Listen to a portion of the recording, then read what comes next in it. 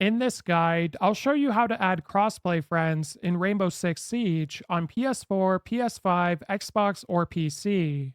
So the first thing you want to do is have a look in the top right corner to see which button you have to press to open up your party.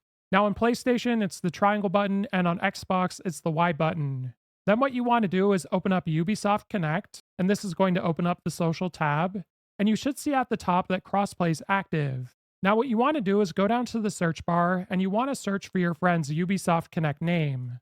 So once you do this, it should appear in the search results. And to add them as a friend, you want to press square on a PlayStation controller or X on an Xbox controller, and the friend request will be sent. Then what you want to do is scroll up, and we're going to go to these three dots. And here's where you're able to see all of your friend requests that have been sent that you're waiting on.